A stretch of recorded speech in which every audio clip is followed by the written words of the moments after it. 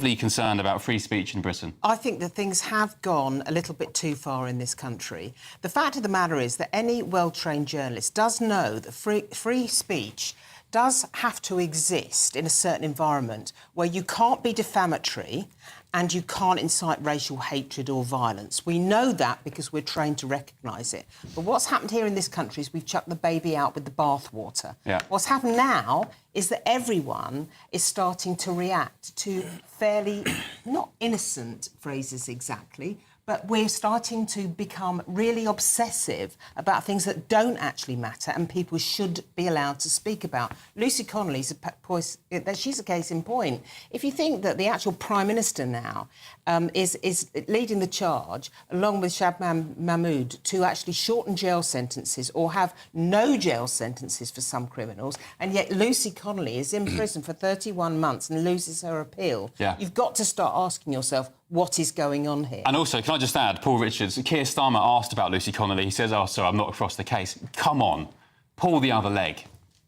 By the way, I don't want to just talk about Lucy Connolly. This is free speech in Britain. Free speech, in my book, does not exist in Britain. Well, technically, you're right, of course, because we can't just say whatever we like. We can't walk into a crowded theatre and shout fire, right? And I can't say so-and-so's a paedophile or so-and-so's a terrorist without, you know, there being some evidence for that. We can't just say whatever we like anywhere we like. We have boundaries and rules. And you know, I would say to the Americans coming over and lecturing us on how to run the place, you know, they display total ignorance of our system so often. And if you vox pop American citizens, they don't know where England is. They think our Prime Minister is King Charles. They think Africa's a country. You know, stupid. Yeah, a lot of them are very poorly educated about the world. Well, it's a country of 300+ million people, Paul. So why are they coming here telling us what to do? And you said they're intervening. They're not intervening, Ben. They're interfering, and they need to butt out. OK, Peter Bleksley. Let's talk about some of the rules that Paul's just brought up, OK? Namely, the Malicious Communications Act of 1988, under which British police are currently arresting about 30 people a day for posts on social media and such like. Now, that piece of legislation came into being to largely deal with poison pen letters. Yeah. Now, there's an old expression, which three of us are certainly familiar with. No, I'm familiar as well. Yeah, of course you are. Somebody, just as a quick one, somebody wrote a poison pen letter to my mother and said, world's best kept garden. The garden was a bit scruffy, but yeah, that's just a small example. Sorry, carry on. Yeah. And that's what that legislation was largely enacted to tackle with. But our police are using this now to scoop up dozens of people on a daily basis for things that they may have written online.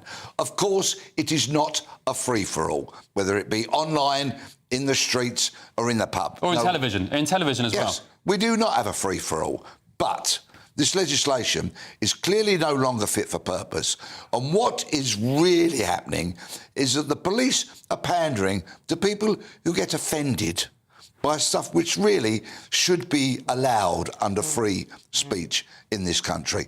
I posted a joke a few days ago, a very funny joke, and it offended numerous snowflakes who then campaigned roundly to try and get me cancelled, the length and breadth of any media organisation I've ever been on, OK? This is tyrannical mob rule by a minority of snowflakes who are so delicate that they get offended by people who tell jokes or tell it how it is. Yeah, Charlie Kirk was saying that the UK needs to get its mojo back. And, of course, we've just heard this breaking news tonight. Donald Trump has sent 5 State Department officials to the UK to do a briefing on the erosion of free speech. And, Paul, I know you're saying they shouldn't interfere, but they are coming from, I'll say this, they're coming from a place of concern as our dearest friends, as our allies. As Charlie Kirk says, Britain has a lot to be proud of. We gave free speech to the world, and now we're heading down a very dark path indeed. It came up when Starmer was in the White House, didn't it? If you remember, J.D. Vance said something about free speech, and Starmer stood up to him and said, no, we are the home of free speech, and we should be proud of that. So when these sceptics come in over here telling us what to do,